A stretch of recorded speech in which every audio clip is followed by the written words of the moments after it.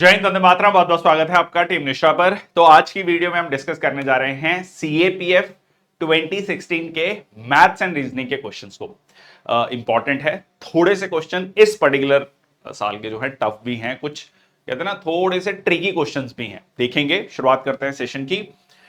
Okay, सो आगे बढ़ने से पहले ncrtquiz.com, ncrtquiz.com में हमने चैप्टर वाइज क्विजेस बनाए हैं एनसीईआरटीज के 6 टू 12th क्लास तक। ठीक है जी, बहुत अच्छा रिस्पांस आ रहा है, बहुत बच्चे स्टूडेंट टेस्ट को कर रहे हैं। Revision, evaluation, consolidation. ठीक है जी। So that is history and geography classes 6 to 12th, science classes 6 to 10th है, उसमें polity 9 classes 9 to 12, economy, art and culture 11 12th। और इसके अलावा आपके मॉक टेस्ट हैं सीडीएस के लिए, सीएपीएफ, एफकैट, सीजी कैट, ये सारे जो हैं टेस्ट अवेलेबल हैं। और इसके अलावा अगर आप मैथ्स रीजनिंग को डिटेल में पढ़ना चाहते हैं तो ये हैं आपके बैचेस, टीम निष्ठा ऐप पर अवेलेबल हैं। Please go and check it out. और जिसमें हमने सारा पूरा जनरल स्टडीज पेपर 1, पेपर 2 के लिए, सीएपीएफ के लिए, सीडीएस के लिए जो है हमने थॉरोली कवर किया है। ठीक है, ओके। सो ये आप देख सकते हैं मैथ्स एंड रीजनिंग के टॉपिक्स हैं, ये हमने जो वहां पर डिस्कस किए हैं। चलिए शुरुआत करते हैं सेशन की।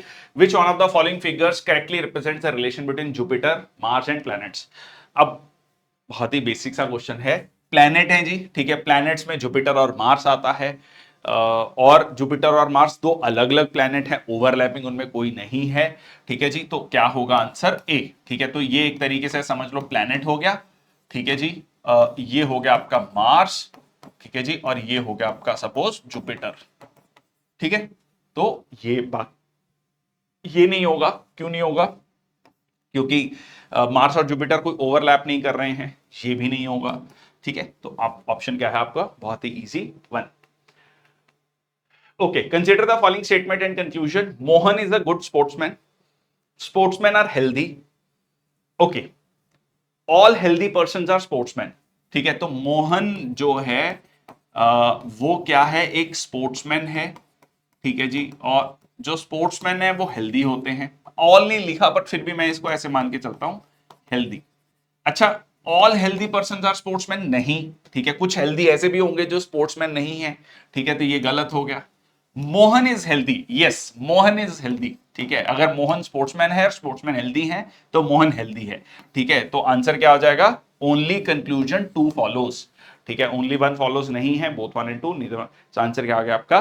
बी। करेक्ट पूछा है, करेक्ट पूछा है। देखो ये भी ध्यान रखना, जब भी आपका करेक्ट होता है ना, उसको जरूर अंडरलाइन कर लो।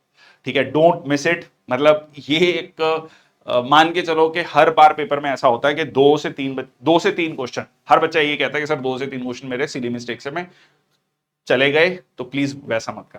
ठीक है, ओके। नेक्स्ट आपका consider the following, which one of the following figures will come in the blank space. ठीक है, यहां पर आप देख सकते हैं। अच्छा, अब ये दो फिगर हैं, इनका रिलेशन देखना है, और यहां पर ये 4 डॉट्स का मतलब इक्वल टू बेसिकली। ठीक है, तो यहां पर हमें इसका रिलेशन देखना है। ठीक है, पहले इसका रिलेशन देख लेते हैं। देखो इसमें ये जो स्टार है यहां पर, मतलब ये यहां पर आ गया, और ये जो सर्कल है ये यहां पर चला गया। अच्छा, ये 2 4 हो गया। ठीक है, 2 into 4 सर्कल का सर्कल रहा। ये वाला जो ट्राइंगल है ये उल्टा हो गया। ठीक है, ये उल्टा हो गया। और ये जो स्क्वायर है, ये जो स्क्वायर है ये यहां पहुंच गया, और ये जो खाली जगह थी यहां पर एम्प्टी स्पेस थी, यहां एम्प्टी स्पेस आ गई। ठीक है, तो ये ट्राइंगल यहां आ जाएगा। ठीक है, ये ट्राइंगल यहां आ जाएगा, यहां एम्प्टी स्पेस हो जाएगी, यहां 4 सर्कल हो जाएंगे, यहां स्टार हो जाएगा, और ये उल्टा हो जाएगा। तो अब ऑप्शन देख लो कौन सी बन रही है आपकी। ठीक है जी, सबसे पहले तो ये देखो। ठीक है, ये है आपका। ठीक है, ये तो होगा नहीं। और ये 4 सर्कल, ये भी नहीं होगा, 4 सर्कल इधर हैं। ठीक है, ये ट्राइंगल सीधा का सीधा यहां पे आ गया, तो ये आपका आंसर आ गया। ठीक है, ये आपका एम्प्टी स्पेस आ गया। ठीक है जी, ये आ गया, आंसर हो गया आपका बी। ठीक है, आंसर हो गया आपका बी। क्लियर है जी? चलो नेक्स्ट आपका, there are 7 places marked as PQRSTUV shown in the diagram. ठीक है, तो ये डायग्राम आपका दिख रहा है आपको यहां पर। ठीक है, you can see this diagram. Okay, तो अब क्वेश्चन क्या पूछ रहा है? The directly connected paths between 2 places are indicated by the line segment joining the 2 places along with the length labelled in kilometres. Basically अगर मैं P से Q जाता हूं तो 4 किलोमीटर मेरे को ट्रेवल करना है, ठीक है, 4 किलोमीटर मेरे को ट्रेवल करना है। अब वो कह रहा है कि shortest distance P and U के बीच में क्या है। अब इसमें बहुत ही अच्छा क्वेश्चन है ये, ठीक है, अगर आप इसको मतलब ध्यान से नहीं करोगे ना तो गड़बड़ हो जाएगा, आंसर गलत हो सकता है इसका। देखो P से U, P ये रहा और U ये रहा, ठीक है, तो आपको हो गया अच्छा 9 और 4 13, ठीक है, आसान लग रहा है। अच्छा 7 2 जो है 9, 9 और 9 18, नहीं, शॉर्टेस्ट ढूंढना है, ठीक है जी। P 8 1 9, 9 और 2 कितना हो गया, जो है 9 और 2 11, 11 और 9 20, ये भी नहीं है, मतलब 9 है, ये वाला रूट तो देखो नहीं होगा, ठीक है, क्योंकि इसमें 9 आ गया। अच्छा अब हाँ ये 1 लग रहा है कुछ, ठीक है, ये 1 लग रहा है, ठीक है, यहां पे भी शॉर्ट लग रहा है, ये भी 1 लग रहा है, ऐसा भी चल सकता है, ये 1 है, ठीक है, ये 3 है। अब इसमें देख लो कि 7 5 और 3 ये ठीक लग रहा है, ये 1 लग रहा है, ये ठीक लग रहा है, ठीक है, और ये 2 ये भी ठीक लग रहा है। छोटे छोटे नंबर देखो तभी आपका शॉर्ट आएगा, 1 और 1 2, 2 और 3 कितना हो गया 5, 5 और 1 6, 6 और 2 8, 8 और 4, तो P से Q से R, ठीक है, R से आप गए फिर S, S से गए T, T से गई V, V से गए U, ठीक है, तो अब मैं अगर मैं इसको ऐसे बनाऊं, ये ठीक है, फिर ये और ये, ठीक है, ये 12 किलोमीटर बढ़ रहा है। अगर आप कोई भी और रूट देखोगे, क्योंकि यहां पे 9 है, अगर आप इस वाले रूट से जाते तो 7 है, ऐसे ये 3 है, ठीक है, तो कोई भी और रूट देखोगे या तो 13 किलोमीटर आ रहा होगा या 14 किलोमीटर, एक ही ये रूट है जिसमें आपका 12 किलोमीटर आंसर आ रहा है, तो आंसर क्या हो गया, शॉर्टेस्ट रूट 12 किलोमीटर। ये बहुत, क्योंकि ये वाला कोई दिमाग लगाए तो इसको करने का तरीका ये हो सकता है, पेपर में अगर मान लो ऐसा कोई क्वेश्चन आता है तो पीछे से चलो, रादर देन वहां से चलने की बजाय ये देखो कि अच्छा ये 9 नंबर है, ये 1 नंबर है, भाई 1 किलोमीटर और 9 किलोमीटर, ये 1 किलोमीटर है, छोटे छोटे नंबर लो, 1 1 2, ठीक है, ये मैं कितना भी ऐड कर लूंगा, कितना भी घूम के जाऊं, बट ये शॉर्ट रूट पड़ रहा है, आंसर हो गया 12 किलोमीटर, ठीक है। ओके, नेक्स्ट क्वेश्चन, ठीक है, नेक्स्ट क्वेश्चन पहले पढ़ लेते हैं। The number of person reading newspaper is shown in the following Venn diagram, ये रहा Venn diagram, in a population of 10,000, 10,000 की पॉपुलेशन में what is the number of person expected to read at least 2 newspaper. देखो जहां पर ये word आ जाता है एटलीस्ट 2 न्यूज़पेपर, कम से कम जो है, ठीक है, कम से कम जो है, कम से कम 2 समाचार पत्र पढ़ने वाले व्यक्तियों की अनुमानित संख्या क्या है, ठीक है, मिनिमम 2, तो 3 भी हो सकता है, ये भी ध्यान रखना, क्योंकि एटलीस्ट 2 है तो 3 न्यूज़पेपर भी, 2 तो होंगे 3 हो सकता है, क्योंकि 3 पेपर है, 3 से ज्यादा ऑप्शन नहीं है।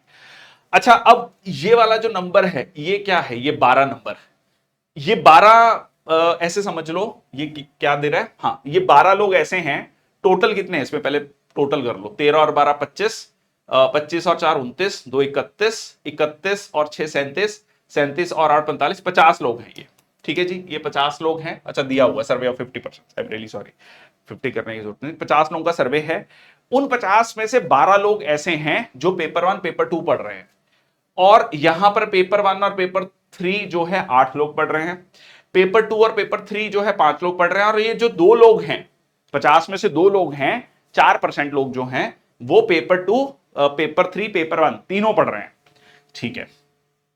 अब वो पूछ रहे एटलीस्ट, तो क्या आएगा, इन सबका सम 8 और 12 20 और 25 और 2 27, तो 27 लोग हैं 50 में से जो क्या है मिनिमम कितना जो है पढ़ रहे हैं, 50 में से 27 लोग हैं जो मिनिमम 2 पेपर्स पढ़ रहे हैं।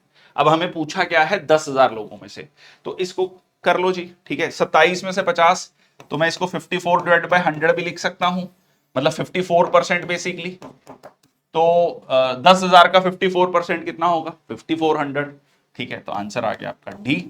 तो 5400 लोग हैं जो एटलीस्ट 2 न्यूज़पेपर्स पढ़ रहे हैं, ठीक है जी, तो आंसर क्या हो गया आपका डी।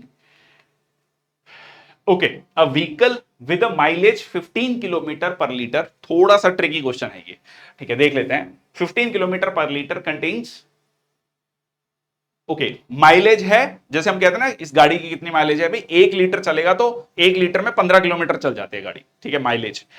अच्छा उसमें कितना फ्यूल है, 2 लीटर फ्यूल है। Okay the vehicle get some defect as a result of which 5 litre fuel जो है वेस्ट हो रहा है पर आवर जब इंजन ऑन है, ठीक है जी। अब गाड़ी में तो 2 ही लीटर फ्यूल है, अब ये कह रहा है 5 लीटर फ्यूल बर्न हो रहा है, मतलब गाड़ी 1 घंटा नहीं चल रही है, 1 घंटे से बहुत कम चल रही है, ठीक है। ओके अभी कितने घंटे चल रही है ये नहीं हमें पता।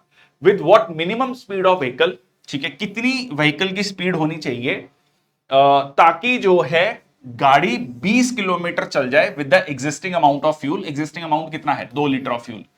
If it travels at a uniform speed, अगर ये यूनिफॉर्म स्पीड से चलता है। अच्छा अब पहला तो ये देख लेते हैं कि अगर 15 किलोमीटर के लिए 1 लीटर चाहिए पेट्रोल, तो 20 किलोमीटर अगर गाड़ी चलानी है तो 1/15 × 20, ठीक है जी। सो 4/3, सो 4/3 लीटर कहें तो 1.33 लीटर जो है पेट्रोल चाहिए, बाकी पेट्रोल तो वेस्ट हो रहा है 0.667, ठीक है। 1.333 लीटर पेट्रोल जो है बर्न हो रहा है 20 किलोमीटर चलने के लिए, और बाकी जो लीटर पेट्रोल बचा 0.667 वो वेस्ट हो जा रहा है, ठीक है जी। ओके तो हम इसको अगर मैं स्पीड जो है मैं ये मान लेता हूं कि स्पीड कितना है, ठीक है हमें स्पीड ही निकालना है ना विद व्हाट, हाँ एस किलोमीटर पर आवर, ठीक है जी। एस किलोमीटर पर आवर जो है स्पीड है, ठीक है एस किलोमीटर पर आवर जो है स्पीड है। अब यहां पर जो है दो तरीके से हम इस क्वेश्चन को कर सकते हैं। हमें ये टोटल देखना है कि कितना जो है कितना टाइम, ठीक है टाइम मैंने निकाला, पहले टाइम निकाला, time is equal to distance divided by speed, ठीक है। तो डिस्टेंस मेरा 20 किलोमीटर गाड़ी चल रही है, स्पीड कितना है एस, ठीक है तो ये हो गया इतने आवर्स। अच्छा अब जो है अगर आप ये समझो कि 1 घंटे में अगर 5 लीटर फ्यूल वेस्ट होता है, वेस्ट, तो 20/s में, ठीक है कितना होगा, 20/s into 5 is equal to 100/s litre fuel जो है क्या हो गया, वेस्ट हो गया, ठीक है। कितना लीटर फ्यूल वेस्ट हो गया, 100/s। अच्छा अब 4/3 plus 100/s is equal to 2 litre, ठीक है जी। यही यही था ना, ये मैंने आपको कहा था ये 1.667 आ रहा है, तो ये बस वही कर रहा हूं, ठीक है। तो यहां पर हम एस एक एक जो है वेरिएबल है, ठीक है। तो ये हो गया आपका 100/s, 100/s, तो इसको हम लिख लेंगे 2 को लिख लेंगे 6/3, तो इज इक्वल टू 2/3, ये आपका 50 आ गया। S is equal to 150 kilometre per hour, ठीक है जी। S is equal to 150 kilometre per hour. तो यहां पर आंसर क्या आ गया आपका सी, ठीक है आंसर आ गया आपका सी। तो 150 किलोमीटर पर आवर जो है आपका जो है यहां पर स्पीड आ गई, ठीक है। तो this is the idea with what minimum speed the vehicle has to move to 12-20 kilometre with the existing amount of fuel if it travels at a uniform speed. तो आंसर क्या हो गया 1। इसको दूसरे तरीके से भी कर सकते हो, वैसे तो यही जो जैसे हमने यहां पर निकाला कि 4/3 लीटर आ गया था, ठीक है जी। तो वेस्ट कितना हुआ फ्यूल, ठीक है वेस्ट 2 - 4/3, दिस इज जो है 6/3, 2/3 लीटर, ठीक है 2/3 लीटर जो है वेस्ट हो गया फ्यूल, वेस्ट फ्यूल, ठीक है जी। और 5 लीटर 1 घंटे में हो रहा है, ठीक है जी 5 लीटर 1 घंटे में, तो 5 लीटर फ्यूल जो है 1 घंटे में वेस्ट हो रहा है। तो 2/3 लीटर कितने टाइम में होगा, तो 1/5 इंटू 2/3, तो 2/15 आवर्स आ गया, 2/15 आवर्स, ठीक है। अब हमें टाइम स्पीड निकालनी है, डिस्टेंस डिवाइडेड बाय टाइम, ठीक है। डिस्टेंस कितना दिया हुआ है 20 किलोमीटर, 20 डिवाइडेड बाय 2 बाय जो है इंटू 15, सो ये 10 हो गया, तो ये हो गया 150 किलोमीटर पर आवर, ठीक है जी। तो आंसर क्या आ गया आपका 150 किलोमीटर पर आवर। इस कैसे भी कर लो है सेम ही चीज, ठीक है, उसमें मैंने जो है 4/3 plus 100/s is equal to 2 कर लिया था। इसमें हमने पहले निकाल लिया कि कितना वेस्ट हो रहा है फ्यूल, कितने, अगर इतना वेस्ट हो रहा है फ्यूल 2/3 लीटर तो कितने चला होगा, 2/15 आवर्स। 2/15 आवर्स को अगर आप देखोगे तो कितना हो रहा है, 2/60, तो 8 मिनट गाड़ी चल रही है बस, ठीक है, 8 मिनट ही गाड़ी चल रही है, ठीक है। चलो, a device can write 100 digits in 1 minute. It starts writing natural numbers. The device is stopped after running it for half an hour. And it is found that the last number it was writing is incomplete. The number is. अब देखो 100 digits हैं, 30 minute में कितना हो गया, 3000 digits, ठीक है, 3000 digits, ठीक है। और 3000 डिजिट्स हैं, तो आप ऐसे समझो कि अब वो कह रहा है कि एक मिनट में they start writing natural numbers. So 1 लिखा होगा, फिर 2, फिर 3, इस तरीके से 9 तक, फिर 10, फिर 11, इस तरीके से 99 तक, ठीक है, फिर 100, फिर 101, 999 तक, ठीक है, फिर आगे 1000, फिर आगे ऐसे। अच्छा, अब ये बताओ कि अब 3000 डिजिट लिख सकता है, तो ये कितने डिजिट्स हैं, ये 9 है, क्योंकि एक डिजिट, 2 भी एक डिजिट है। हमें ये नहीं करना कि 1 + 2 + 3 9 तक नहीं करना है ना, ये अलग चीज है। 1 डिजिट है, 2 एक डिजिट है, 3 एक डिजिट है, 4 एक डिजिट है, 5 एक डिजिट है, तो 1 × 9, 9 डिजिट्स हो गए टोटल। अब ये कितने नंबर्स हैं, 99 - 9, क्योंकि 10 इंक्लूडेड है, 90 × 2, 2 × 90, 90 नंबर हैं जिनमें 2 डिजिट्स हैं, तो 180। फिर आपका 999 में से 99 माइनस कर दे तो 900, 900 इसमें 3 डिजिट्स हैं, 2700, तो ये कितना आ गया, 2889 डिजिट्स। टोटल कितने हैं, 3000 डिजिट, तो कितने बचे रिमेनिंग, 111 डिजिट। अब 1000 कितने हैं, 1000, टोटल कितना हो गया, 4 डिजिट, 1001 भी 4 डिजिट, ठीक है। अब हम इसमें जो 4 से डिविजिबल इससे कम वाला नंबर कौन सा है, 108, 108 को अगर मैं देखूंगा तो 27, ठीक है, तो ऐसे 27 नंबर, 27 नंबर, तो 1000 से शुरू हो रहा है, तो ये जाएगा 1026 तक, ठीक है, तो 1026 तक, तो 27 नंबर हो गए, 27 × 4 1028।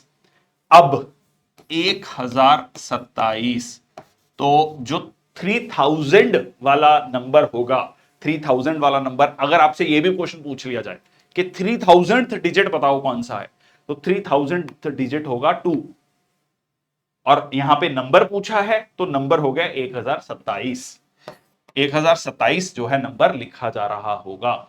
It was found that the last number it was writing is incomplete, the number is, last number incomplete है, क्यों, क्योंकि लास्ट नंबर उसने 1027 पूरा नहीं लिखा, 102 ही लिखा भी, ठीक है, 102 पे कंप्लीट हो गया। तो क्वेश्चन कैसे भी पूछा जा सकता है, ये पूछा जा सकता है कि 3000th डिजिट बताओ, ठीक है, या लास्ट नंबर पूछ लिया, ठीक है, तो आंसर क्या हो गया, 1027। Circular coin of 1 centimeter is allowed to roll freely on the periphery of a circular disc of 10 centimeter. If the disc has no movement and the coin completes one revolution on the periphery over the disc and without slipping, then what is the number of the times the coin rotated about its center?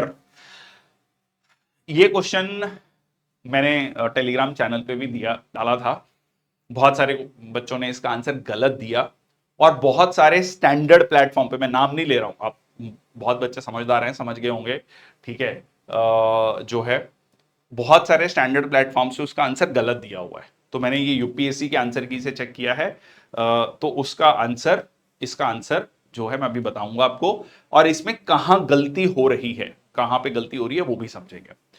अब देखो, एक simple से समझो कि एक question क्या है कि एक मान लो 10 सेंटीमीटर का एक सर्कल है, एक सेंटीमीटर का एक ये है, ठीक है, 1 सेंटीमीटर का, और ये समझ लो 10 सेंटीमीटर है, ठीक है, 10 सेंटीमीटर, और इसका रेडियस है 1 सेंटीमीटर। तो 1 सेंटीमीटर वाला ये सर्कल जो है क्या हो रहा है, घूम रहा है, इस पे स्लिप नहीं कर रहा, वो स्लाइड नहीं कर रहा, घूम रहा है, रोटेट कर रहा है। तो अब वो कह रहा है कि कितने रेवोल्यूशंस ये कंप्लीट कर देगा, number of times the coin rotated about its centre. अब इसमें थोड़ा सा पॉइंट, आप क्वेश्चन को अगर ध्यान देंगे तो क्या बोल रहा है, ये जो छोटा कॉइन है 1 सेंटीमीटर वाला, ये 1 revolution rolling on the periphery, so the coin completes 1 revolution rolling on the periphery over the disc and without slipping, then what is the, if the disc has no movement and the coin completes 1 revolution, ये पूरा का पूरा एक revolution complete कर रहा है, यहां पे आ रहा है वापस। what is the number of times the coin rotated about its center, ठीक है, अपने सेंटर पे। देखो मैक्सिमम अब इसमें क्या कर रहे हैं बच्चे, 2 इंटू पाई, ठीक है, 10, ये हो गया सरकमफ्रांस, ठीक है, और छोटे वाले का सरकमफ्रांस कितना हो गया, 2 into pi r, 2 pi r into 1, number of revolutions कितना हो गया, 2 पाई 1, तो आंसर वो दिखा रहे हैं 10, but this is wrong answer, but this is wrong. क्यों, क्योंकि सेंटर पे पूछ रहा है वो यहां से, ठीक है, what is the number of times the coin rotated about its centre. तो एक्चुअल में आपको ये वाला सरकमफ्रांस नहीं लेना है, आपको ये वाला सरकमफ्रांस लेना है, क्योंकि यहां पे रोटेट हो रहा है वो अपने एक्सिस पे, ठीक है। मान लो ये घूम के यहां पे आया, हमें तो ये देखना है ना सेंटर, ये कहां पे आया सेंटर, फिर वो देख रहे हैं यहां पे आया मान लो, ठीक है, ये सेंटर है, ठीक है ना, तो ये देख रहे हैं, तो अगर ये 10 सेंटीमीटर है तो ये 1 सेंटीमीटर है, तो टोटल कितना हो गया, 11 सेंटीमीटर। तो 2 pi are divided by 2 pi 1, answer आ गया 11 रेवोल्यूशंस, ठीक है। यहां पे क्वेश्चन जो है अबाउट इट सेंटर है, तो ये सेंटर पे यहां पे पहुंचा, अगर ये यहां पे पहुंचा मान लो, ठीक है, तो ये सेंटर है, तो सेंटर पे कितना हो रहा है सर्कल, सेंटर पे 11 सेंटीमीटर का सर्कल बन रहा है, ठीक है। तो आंसर क्या हो गया आपका 11, ये आपका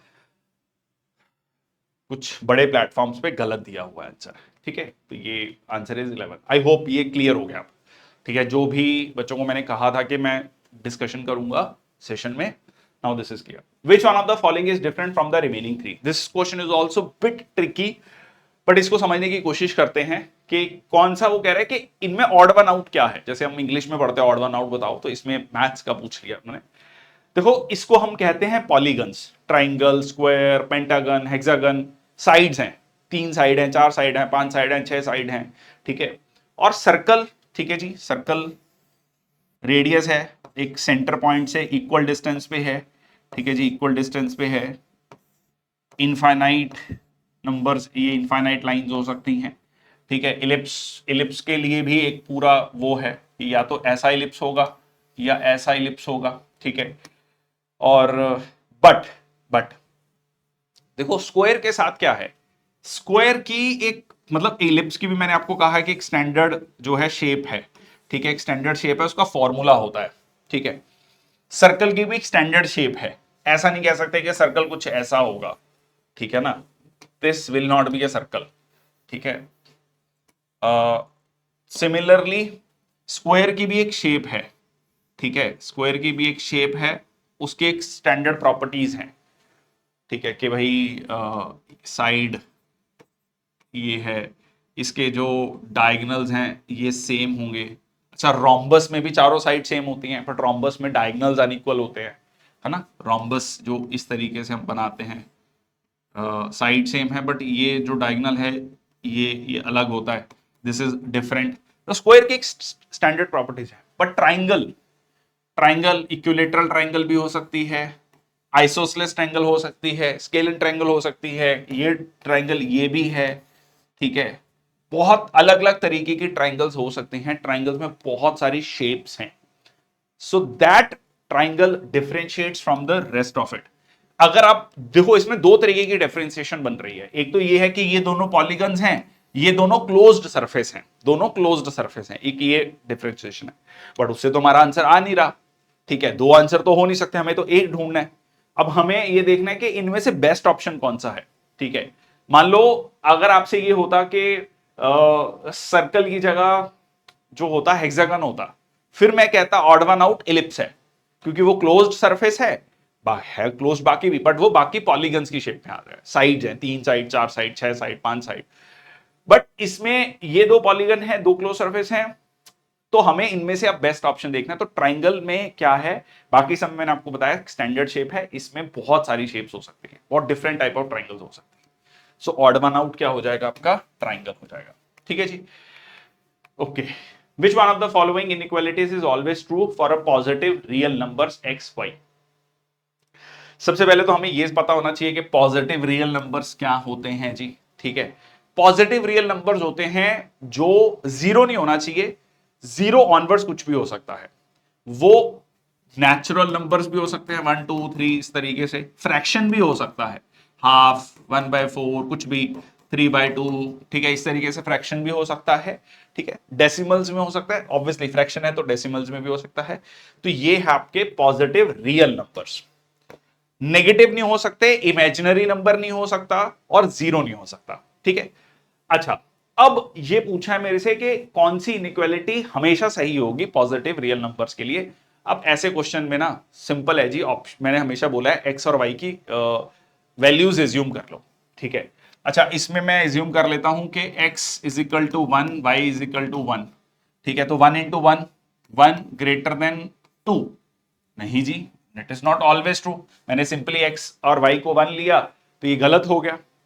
अच्छा, अब ये जो इक्वेशन है x plus y square greater than x plus y, ठीक है जी, तो x plus y greater than, इसको मैंने काट दिया यहाँ पे, ठीक है, ये 1 है तो ये हो गया 1।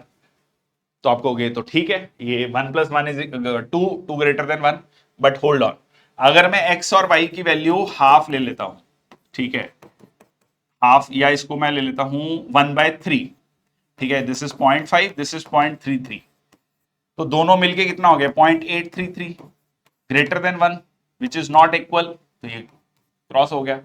अगर मैं x की वैल्यू हाफ ले लेता हूं, y की वैल्यू 1/3 ले लेता हूं, ठीक है, तो क्या ये सेम होगा, दोनों को ऐड कर दिया 0.83 ग्रेटर देन 1, नहीं, ठीक है, तो ये भी गलत हो गया। अच्छा, x प्लस वाई, ठीक है, जो है 1 का स्क्वायर, या इसको मैं ऐसे ले लेता हूं 2, x की वैल्यू 2, y की सिंपल वैल्यू लेके देखो पहले तो, ठीक है, सो 2 प्लस 2 4, ठीक है जी, ग्रेटर देन 2 का स्क्वायर प्लस 2 का स्क्वायर, आपको 4 प्लस 4 8, 8 ग्रेटर देन 4, ये तो सही बैठ रहा है। ठीक है, तो नहीं, जरूरी नहीं है। अच्छा, इसमें भी फिर वही ले लो, हाफ लेके देख लो, सो ठीक है, x square plus y square greater than x plus y. ठीक है, तो x की वैल्यू हाफ ले लो, y की वैल्यू हाफ ले लो, x is equal to half, y की वैल्यू हाफ, ठीक है, तो 1/4 plus 1/4 greater than half plus half कितना हो गया 1, 1/4 प्लस 1/4 0.25, 0.25, 0.5, तो 0.5 is greater than 1 which is not true. ठीक है, तो आंसर एक ही ऑप्शन बचा, चलो वो भी हम देख लेते हैं। अब आप कहोगे कि अच्छा, बाकी ऑप्शन को हमने क्रॉस कर दिया, इसको भी तो करो। अब 1 प्लस एक्स प्लस वाई का square greater than 1 plus x plus y, ठीक है, तो ये बेसिकली रेस टू पावर 1 है, तो ये मैंने इसको माइनस कर दिया, तो 1 plus x plus y greater than 1। ठीक है, मतलब बेसिकली इसको दोनों से डिवाइड कर दिया ना, 1 प्लस इससे, इस ए वाले फैक्टर से दोनों से डिवाइड कर दिया, तो 1 डिवाइड सेम हो गया, 1 आ गया, और इधर ये 2 माइनस 1 1 हो गया। अच्छा, अब ये है, अब अगर आप x और y की कुछ भी वैल्यू ले लो, आप फ्रैक्शन में ले लो, क्योंकि यहां पर ये 1 ये है, ठीक है, this is like x plus y greater than 1 minus 1 0, ठीक है, तो ये वाला जो वो है नंबर है, दिस इज ऑलवेज ग्रेटर, क्योंकि पॉजिटिव रियल नंबर है, पॉजिटिव रियल नंबर है। अगर ये x 0.1 है, y 0.1 है, तो भी ये 0.2 विच इज ग्रेटर देन 0। आप x की वैल्यू 1 और 2 ले लो तो भी सेम आएगा, तो this is always true, this is always true, तो आंसर क्या हो गया आपका डी। ठीक है जी, तो ये आपने इस तरीके से क्वेश्चन सॉल्व करना है। ऐसा क्वेश्चन जब भी आता है, ये मैंने आपको रियल नंबर्स का ना यहां थोड़ा एग्जांपल भी दे दिया कि positive integer, all positive fraction, all positive decimal और इरेशनल नंबर्स ऑल्सो, ठीक है। Zero is not a positive real number, negative numbers नहीं है, ठीक है, इमेजिनरी नंबर्स नहीं है। नेक्स्ट चलते हैं जी क्वेश्चन पे। नेक्स्ट क्वेश्चन है आपका, in the diagram given below there is a circle, square, triangle dividing the region into 5 disjoint bounded areas. Each of these areas are labeled with the number of players belonging to that area.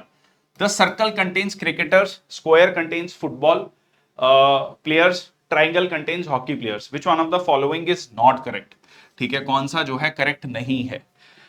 Okay, so every hockey player plays football, every cricket player plays either football or hockey. There are some hockey players who play both cricket and football. There are some football players who, ठीक है। अच्छा, अब हमें क्या कहा है कि जो सर्कल कंटेन्स, ये जो सर्कल है ये है आपका क्रिकेटर्स का, ये क्रिकेट, ठीक है जी, ओके। स्क्वायर कंटेन्स फुटबॉल, ये फुटबॉल है, और ट्राइंगल जो है आपका वो हॉकी है, hockey. Every hockey player place football, ठीक है। अब देखो ये जो ट्राइंगल है ये पूरा का पूरा स्क्वायर में है, सो जो भी हॉकी प्लेयर हैं वो डेफिनेटली फुटबॉल खेल रहे हैं, ठीक है जी, बिल्कुल ठीक। Every cricket player plays either football और हॉकी, ठीक है। अब वो कह रहा है कि ये जो क्रिकेट का प्लेयर है एवरी क्रिकेट प्लेयर नहीं, क्योंकि ये वाला जो क्रिकेट प्लेयर है, ये वाला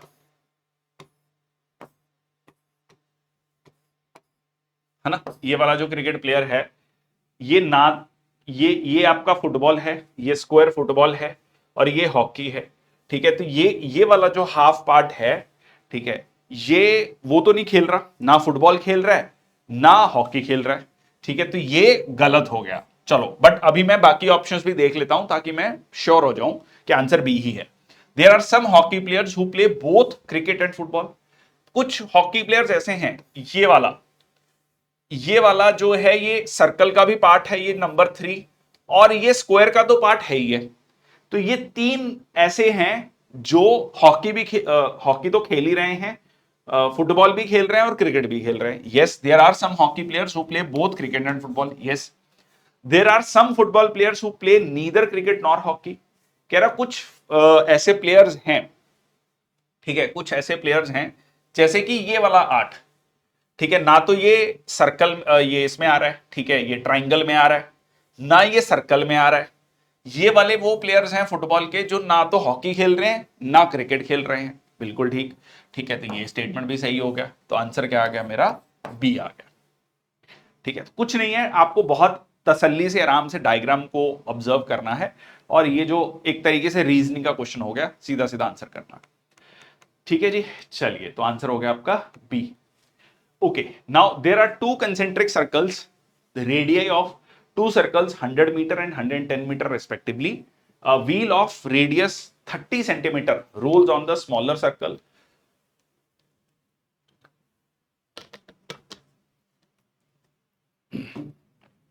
A wheel of 30 centimeter rolls on the smaller circle and another wheel rolls on the larger circle. ठीक है जी। Okay. After they have completed one revolution, it is found that the 2 wheels rolled equal number of times on their respective axis. ठीक है, on their respective axis. And what is the radius of the other wheel? अच्छा, उसमें अब ध्यान रखना, पिछला जो इसी आज की ही वीडियो में हमने जो पिछला क्वेश्चन करा था वो हमने सेंटर की बात करी थी, ठीक है। अब ये कह रहा है अपने अपने एक्सिस पर जो है वो घूम रहे हैं, ठीक है, अपने अपने एक्सिस पे घूम रहे हैं। तो यहां पर हम जब हम ये लेंगे, मान लो वो कह रहा है 2 कंसेंट्रिक सर्कल है, ठीक है, मैं थोड़ा छोटा बना लेता हूं ताकि यहां पे आ जाए, कुछ ऐसा समझ लीजिए, और यहां पे 2 छोटे छोटे सर्कल्स हैं, ठीक है, एक छोटा है एक थोड़ा बड़ा सर्कल होगा, तो वो घूम रहा है, ठीक है। तो ये और ये कंसेंट्रिक है, तो ये सेंटर सेम है। तो यहां पर जो ये घूम रहा है, ये सिर्फ हम सरकमफ्रांस को काउंट करेंगे, क्योंकि यहां पर वो बात कर रहा है एक एक्सिस पे घूम रहा है, ठीक है। मतलब मान लो ऐसे समझो कि हम कहते हैं कि धरती घूम रही है, तो धरती किस एक्सिस के इर्द गिर्द घूम रही है? सन के इर्द गिर्द घूम रही है ना? सन अपने अपने उस पर भी रोटेट कर रही है, but it is revolving around the sun. Sun इज, और या मान लो हम कहते हैं मून की बात करते हैं, है ना, 3,84,000 किलोमीटर दूर है, तो उसकी धुरी क्या है? सेंटर ऑफ द अर्थ, उसके इर्द गिर्द वो चक्कर लगा रहा है, ठीक है, क्योंकि रेवोल्यूशन की बात हो रही है यहां पर, ठीक है। तो यहां पर हम वो सेंटर वाला पॉइंट नहीं लेंगे, थोड़ा सा डिफरेंस है। एक ही पेपर में दो क्वेश्चन है, दोनों का कंसेप्ट डिफरेंस है, ध्यान से पढ़ना पड़ेगा आपको, ठीक है। तो इसका बहुत ही सिंपल हो गया जी, ठीक है। सो हमें 30 centimetre roll on the smaller circle, तो स्मॉलर सर्कल ये 2 पाई 100 इंटू 100, मैं सेंटीमीटर में कर ले रहा हूं, 2 पाई बेसिकली रेडियस है ये, और 30 सेंटीमीटर, ठीक है। Number of revolutions, number of जो भी कह लीजिए क्या है, after they have completed one revolution, rolls, number of rolls समझ लो इसको, ठीक है। तो ये तो कट ही गया, ठीक है, ये हो गया 1000 डिवाइडेड बाय 3, तो इतने ही रोल दूसरे वाले के हैं, ठीक है जी। सो 2 पाई वो कितना है आपका 110 इंटू 100, ठीक है जी, डिवाइडेड बाय 2 पाई, और जो है रेडियस ऑफ, इसको रेडियस R1 मान लो, ठीक है, ये 2 पाई कट गया, ये 100 ये कट गया, ये कट गया, R1 आ गया 33 सेंटीमीटर, आंसर आ गया आपका C, ठीक है जी। तो आंसर क्या हो गया आपका C। A triangle is formed with the vertices 0 0 0 100, ठीक है जी। तो इसको ऐसे समझ लो, ये x है, ये y है, ये x है, ये y है, और ये x है और y।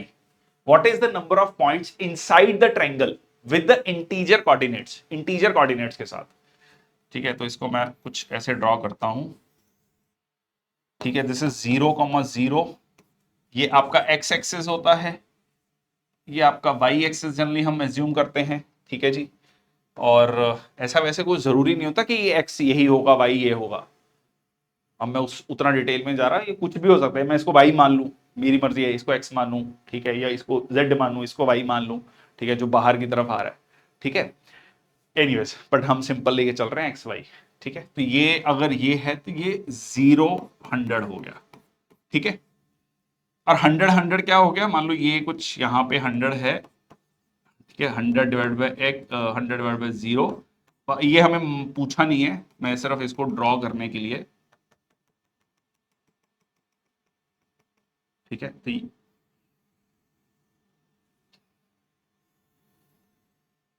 ठीक है, चल, तो ये दिया है, ये हो गया आपका 100 और 100, ओके।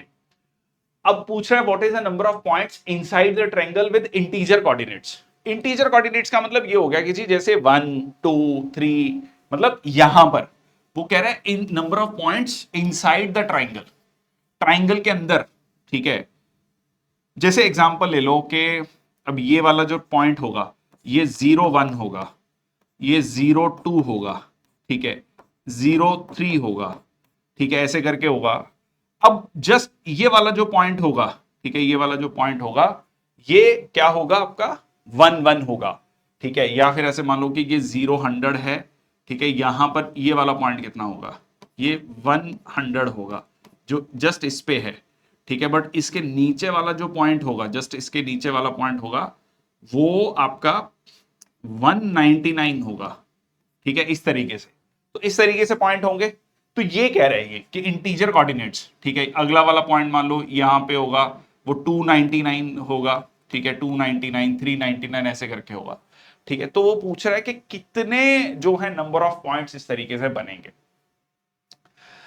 ओके, थोड़ा सा ट्रिकी क्वेश्चन है ये भी। तो 1 2 3 100, ठीक है। अब टोटल नंबर ऑफ ऐसे कोऑर्डिनेट्स देख लेते हैं कि कितने होंगे, ठीक है। टोटल नंबर ऑफ कोऑर्डिनेट्स इसमें कितने होंगे, तो ये पूरी की पूरी एक सीरीज बन रही है। अगर मैं इसको ऐसे देखूं 1 + 2 + 3 + 100 तक, ठीक है, एक सीरीज बन रही है, क्योंकि कितने नंबर ऑफ कोऑर्डिनेट्स टोटल पूछा है, नंबर ऑफ पॉइंट्स। तो एक एक के साथ जो है 100 कोऑर्डिनेट्स, मतलब ऐसे समझो कि अगर ये 0 की सीरीज 100 तक है, सिमिलरली 1 की सीरीज होगी, 1 के साथ जो है पॉइंट होंगे, ठीक है, 1 के साथ पॉइंट होंगे, 1 जो है आपका 1 1 1 2 1 3 1 4 1 इस तरीके से होंगे। सिमिलरली यहां पे जैसे हमने देखा 1 2 99 299 399 499 इस तरीके से। तो एक सीरीज है ये, ठीक है, एक सीरीज है। इसका सम क्या होता है, अब इसका सम क्या है, this is number of terms into first into last term, है ना, n into n plus one divided by 2। तो आपका ये हो गया, तो ये हो गया आपका सम, अगर हम इसको करें डिवाइडेड बाई 2 तो ये हो गया 5, ये हो गया 5050। अब यहां पर पूछा है inside the triangle, inside the triangle. तो ये वाले जो पॉइंट हैं, यहां पर जो 100 पॉइंट्स हैं, 100 पॉइंट्स हैं, ठीक है, और यहां पर जो 100 पॉइंट्स हैं ये तो माइनस होंगे क्योंकि उन्होंने इनसाइड द ट्राइंगल पूछा है, ठीक है, इनसाइड द ट्राइंगल पूछा है। तो -200, तो 4850, अभी भी आंसर नहीं आया। पर ये वाला जो पॉइंट है, ये वाला पॉइंट जो है, ये तो हमने 2 बार काउंट कर लिया, हमने यहां से भी काउंट कर लिया और यहां से भी काउंट कर लिया, ठीक है। तो इस पॉइंट को हम माइनस करेंगे, एक पॉइंट को माइनस करेंगे, मतलब ऐड करेंगे, सॉरी 2 बार माइनस कर दिया, मतलब 2 बार माइनस कर दिया, तो 4851, या सिंपली कहूं तो यहां पर 100 प्लस 99 आना चाहिए था, 100 प्लस 100 की बजाय। तो आंसर क्या आ गया, 4851। विच one of the following is the wrong number in the series. ठीक है जी, सीरीज के बारे में क्वेश्चन आसान है ये। ओके, अब यहां पर देख लेते हैं, दोनों का डिफरेंस 8 है, यहां पर 16 है, यहां पे 34 है, यहां पर जो है कितना है, 62 है। तो ये 8 16 32 होना चाहिए, यहां पे 32 होगा तो ये 64 होगा, ठीक है जी। तो यहां पर जो ये जो नंबर है, ये जो 64 है, ठीक है, ये जो 64 है, जो है यहां पर 16 16 और यहां पर 62 होना चाहिए। तो अगर ये होता 6 14 30 62 126, ठीक है, 64 की जगह, तो यहां 8, ये 16, ये 32 और ये 64, ठीक है जी। अब बिल्कुल ठीक बन रही है सीरीज, ठीक है। तो आंसर क्या हो गया आपका 64, 64 जो है यहां 62 आना चाहिए था, ठीक है। Okay, given the given below is a figure of a square transparent sheet with a pattern. Square transparent sheet है, ठीक है, एक पैटर्न के साथ। How the pattern would appear after folding the above mention transparent शीटेड sheet at the dotted line. तो ये जो dotted line है, ये वाली जो डॉटेड लाइन है, इस पे आपको इसको फोल्ड करना है, सिंपल है जी। तो ये ट्राइंगल जो है इसके ऊपर आ जाएगा, ट्राइंगल नहीं मतलब जो एरो है ये इसके ऊपर आ जाएगा, सर्कल सर्कल के ऊपर आ जाएगा। तो कैसा दिखाई देगा, ठीक है जी, ये आपको ए की तरह दिखाई देगा डेफिनेटली। तो ये एक जो उल्टा कह लो एरो है, ठीक है, ये पिछले वाला उस जो एक एरो है उसके पीछे चला गया, यहां एक एरो इसके पीछे चला गया, ये सर्कल के पीछे चला गया। बहुत ही सिंपल है, ठीक है।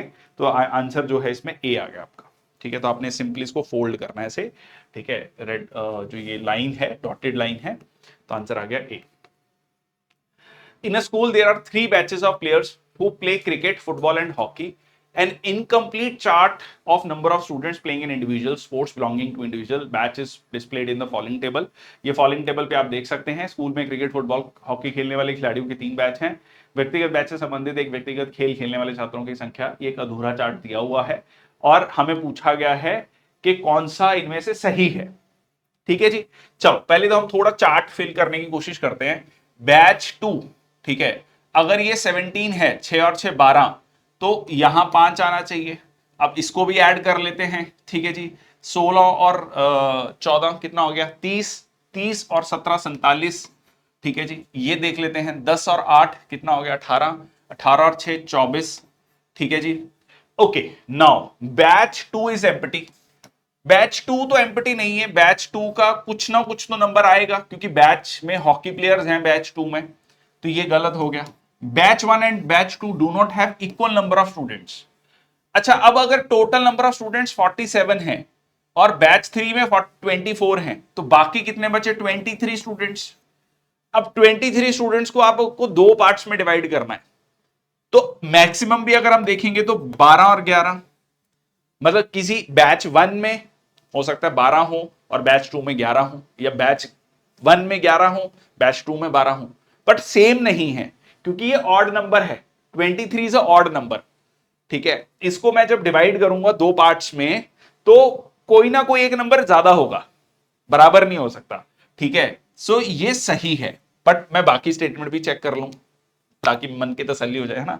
Batch 1 batch 2 sorry batch 1 batch 3 can have equal number of students, जी नहीं। बैच 3 में तो 24 स्टूडेंट हैं, अगर बैच 1 में भी 24 हैं तो टोटल 48 आना चाहिए, विच इज नॉट पॉसिबल, तो गलत हो गया ये। Batch 2 and batch 3 can have equal number of students, वो भी नहीं हो सकता क्योंकि यहां 24 है, यहां 24 हो गया तो ये 48 हो जाएगा, ये भी नहीं हो सकता, तो ये भी गलत हो गया। तो आंसर क्या आ गया आपका? Simply B. बहुत ही सिंपल, बहुत ही डायरेक्ट क्वेश्चन था, kind of reasoning based question है, ठीक है। तो हमने यहां पे इसका ऐड किया, इसको ऐड किया, ठीक है, यहां पे ये इंफॉर्मेशन डाल ली, ठीक है। तो हमें ये पता लग गया कि a प्लस बी जो है वो 23 है, सॉरी ए नहीं, बैच 1 प्लस 2, ठीक है, बैच 1 प्लस 2 बैच जो है इज इक्वल टू 23 है, ठीक है। तो ये इससे हमारा ये सॉल्व हो गया, ठीक है। तो आंसर हो गया आपका B. There are two boxes, box 1 contains one white card and two black cards. Box 2 contains one white card and a black card. ठीक है, तो लिख लेते हैं। बॉक्स 1 में जो है, बॉक्स 1 जो है एक व्हाइट कार्ड और दो ब्लैक कार्ड। बॉक्स 2 में एक व्हाइट कार्ड और एक ब्लैक कार्ड। ओके जी। Two person P and Q play a game, तो दोनों ही गेम खेलते हैं। P picks a card randomly from the box 1, ठीक है जी, एक randomly वो कार्ड उठाता है। अगर वो कह रहा है कि P को व्हाइट कार्ड मिल गया तो P जो है जीत जाएगा और गेम खत्म हो जाएगी, ठीक है। इसको व्हाइट कार्ड देखना है, व्हाइट कार्ड अगर मिल गया randomly तो जीत जाएगा।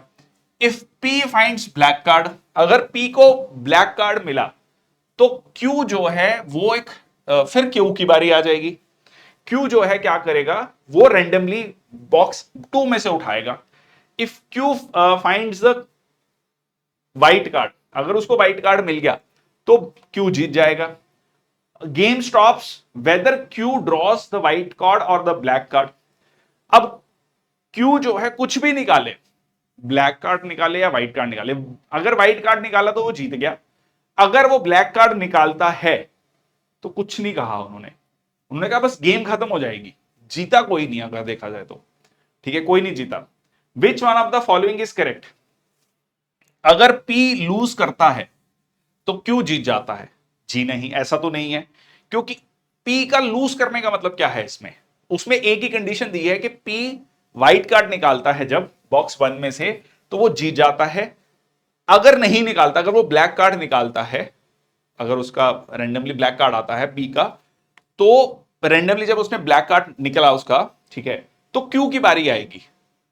तो अभी क्यू जीता नहीं है, ठीक है, मतलब अगर पी लूज करता है तो क्यू जीता नहीं है, क्यू को जीतने के लिए व्हाइट कार्ड निकालना पड़ेगा। तो इट इज नॉट कि अगर पी लूज करेगा तो क्यू जीतेगा ही जीतेगा, दिस इज नॉट ट्रू। अच्छा, अगर क्यू लूज कर गया, क्यू ने ब्लैक कार्ड निकाला, मतलब उसका ब्लैक कार्ड आया, ठीक है, तो ब्लैक कार्ड आने के बाद उसका मतलब ये नहीं है कि पी जीत गया, गेम खत्म हो गई, कोई नहीं जीता, ठीक है, कोई nobody wins. So this is wrong. If both P and Q में विन, दोनों हो सकता है जीत जाए, नहीं, अगर क्योंकि पी जीत गया, व्हाइट कार्ड उसका आ गया, तो वो जीत गया और गेम खत्म हो गई, तो क्यू की तो बारी ही नहीं आई, तो ऐसा पॉसिबल नहीं होगा कि दोनों जीत जाएं, ठीक है। बोथ पी एंड क्यू में लूज, ये हो सकता है, कैसे, ठीक है, कि जी पी, जैसे मान लो पी का व्हाइट कार्ड नहीं आया, ब्लैक कार्ड निकला, ठीक है, तो क्यू की बारी आई और क्यू का भी ब्लैक कार्ड आ गया, तो गेम खत्म हो गई, कोई नहीं जीता, ठीक है, दोनों लूज कर गए, ठीक है। तो आंसर क्या आ गया, डी। ये आपको पॉसिबिलिटी सोचनी पड़ेगी, इसका कोई फॉर्मूला नहीं है, एक्चुअली ये कंडीशन दी है, एक गेम उन्होंने बना दी, तो उससे क्वेश्चन पूछे हैं, ठीक है। तो पी अगर लूज करता है क्यू जीते, जरूरी नहीं है, पी क्यों लूज करता है? तो गेम ही खत्म हो गई, पी के जीतने का, पी नहीं जीता, कोई नहीं जीता, ठीक है। पी एंड क्यू में विन, ठीक है, बोथ पी एंड क्यू में विन। अगर पी जीतता है तो क्यू की बारी ही नहीं आई है, ठीक है। और बोथ पी एंड क्यू में lose, yes this might be the possibility, ठीक है जी। तो आंसर क्या हो गया आपका? डी हो गया। इंटरेस्टिंग था क्वेश्चन। ओके, अगला क्वेश्चन भी थोड़ा सा ट्रिकी है। Suppose R is the region bounded by the two curves y is equal to x square, y is equal to 2x square minus 1 as shown in the diagram. Two distinct lines are drawn such that each of these lines partitions the region into at least two parts. ठीक है, दो distinct lines हैं, draw की गई हैं इस तरीके से कि जो lines हैं वो regions को partition the regions, region मतलब ये वाला region, ठीक है, ये जो region है इसके बीच में, ठीक है, R is the region bounded by the two curves, ठीक है, ये रीजन जो है इसको दो पार्ट्स में डिवाइड करता है, ठीक है। मान लो एक लाइन ऐसे है, ठीक है जी, एक लाइन ऐसे है, दो पार्ट्स में डिवाइड हो गया ना, एक ये हो गया, एक ये हो गया, ठीक है। अब वो कह रहे हैं कि टू डिस्टिंक्ट लाइंस क्रॉस कर रही हैं, मतलब एक ये भी हो सकता है ना, ऐसा भी हो सकता है। ओके, मैं ये रैंडम ले रहा हूं, अभी अभी के लिए मैं सिर्फ एग्जांपल दे रहा हूं कि दो लाइंस हैं जो इसको क्रॉस कर रही हैं दो पार्ट्स में, ठीक है। सच then partition the region into at least two parts. If n is the total number of regions generated by these lines, ठीक है, अगर n total number of regions है generated, तो बताओ क्या होगा। अब ऐसे केस में आप देखोगे 1 2 3 आपको हो गया, अच्छा तो 3 नंबर आएगा जी। ओके, ठीक है, अब यहां पे हमें ये देखना है कि मैक्सिमम क्या हो सकता है।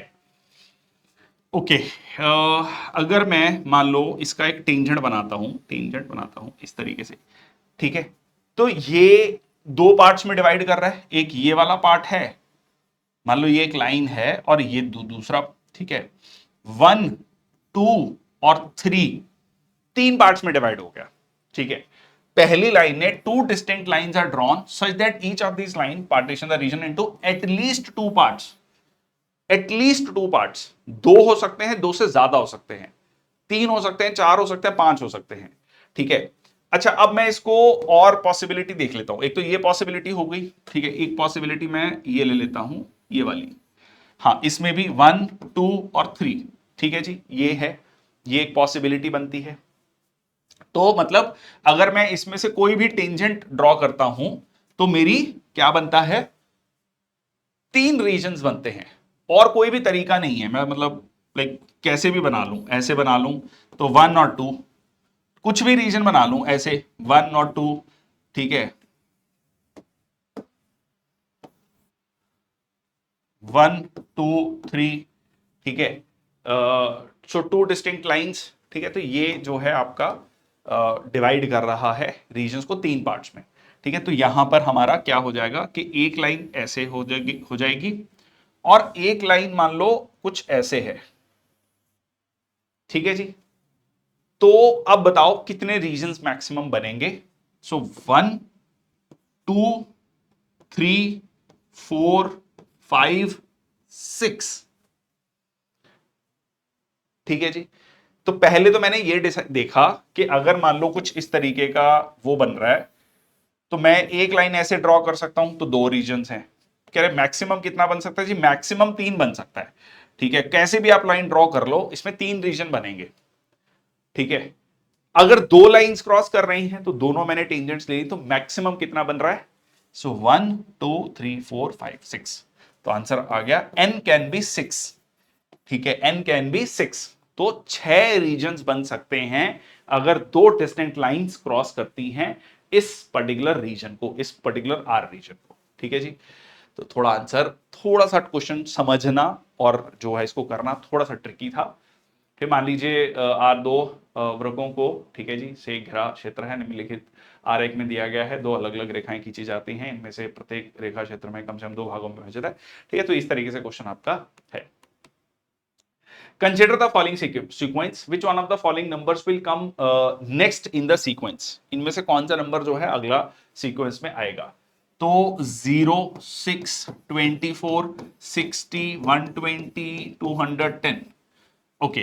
तो इन दोनों के बीच में डिफरेंस 6 है, इसमें 18 है, इसमें जो है आपका 30 36 है, इसमें 60 है, इसमें 90 है, ओके, कुछ बन रहा है? नहीं बन रहा, चलो और देख लेते हैं। इनमें 12 है, इसमें 18 है, इसमें 24 है, इसमें 30 है। हाँ, ये कुछ बना, 12 18 24, 6 ऐड हो रहे हैं। ठीक है, तो अगला 6 ऐड होगा, 36। ठीक है जी, अगला 36। अगर ये 36 होगा तो 90 में 36 ऐड करेंगे तो कितना हो गया? 126। ठीक है, 126। ठीक है, तो अगला जो है 210 में 126 ऐड करूंगा तो कितना आ गया? 336। ठीक है, तो यहां पर 336, इन दोनों का डिफरेंस 126 और इन दोनों का डिफरेंस 36। ठीक है जी, तो ये मेरी एक सीरीज बन गई, तो आंसर आ गया 336। ठीक है जी, चलिए। Okay, which one of the following is the number of triangles in the given above, मतलब in the figure given above. ये क्वेश्चन भी थोड़ा सा ट्रिकी है, थोड़ा सा ध्यान से करने वाले क्वेश्चन होते हैं। ठीक है, और नंबर ऑफ ट्राइंगल्स, क्योंकि ये एक रैंडम फिगर दिया है, इसमें आप ये नहीं कह सकते कि ये इतने नंबर ऑफ वो हैं। जैसे कई लोग बहुत इसका फॉर्मूलाज देते हैं, ये ऐसे ऐसे क्वेश्चन में इसका फॉर्मूला नहीं लगेगा। ठीक है, सो सीधा कैलकुलेट करना है, 1 2 3 4 5, ठीक है, 6 7 8 9 10 11 12 13। ठीक है, सबसे पहले तो ये छोटा वाला ट्राइंगल्स देख लिए, 13 ट्राइंगल्स है। ठीक है, इसको मैं 13 ट्राइंगल्स। फिर आपने ये वाले ट्राइंगल में देख लो कितने ट्राइंगल बन रहे हैं। ठीक है, तो एक तो ये ट्राइंगल बन रहा है, 1 2, ठीक है जी, और ठीक है, एक तो ये बन रहा है, ठीक है, एक ये बन रहा है, और एक पूरा बन रहा है, 13 + 3। सिमिलरली यहां पे भी एक ये बन रहा है, एक ये बन रहा है, और एक ये पूरा बन रहा है, +3। ठीक है, इसमें एक ये बन रहा है। ठीक है जी, दो को मिला के चल रहा हूं मैं, ये तो मैंने ले लिया, इस दो को मिला के चल रहा हूं, एक ये बन रहा है। ठीक है, तो +2, तो ये हो गया 13 और 6 19 और 2 21। ठीक है, अब ये 21 हो गया। अभी कहानी खत्म नहीं हुई है मेरे दोस्त, क्योंकि अभी पहले मैंने इन दोनों को लिया था, अब मैं मान लो A B C D E F, पहले मैं ABC ले रहा था, BCD ले रहा था, और DEF ले रहा था। अब मेरे को ये वाला भी लेना है, 1 2 2 ले रहा हूं, बट 2 को मिक्स कर रहा हूं। ठीक है, सिमिलरली एक ये और एक ये। ठीक है, सो ये 4 हो गए आपके, कितना हो गया? 25। ठीक है जी, 25। ओके, तो अब मैं इसको 25 लिख लेता हूं। ठीक है, अब एक आपका 3 वाला, ये और एक ये। ठीक है, बड़ा वाला, क्योंकि इसमें 1 2 3, इसमें भी 1 2 3, 3 ट्राइंगल्स आ गई। ठीक है, 1 ये 1 2 3 4 4, ये वाला हम पहले ले चुके हैं।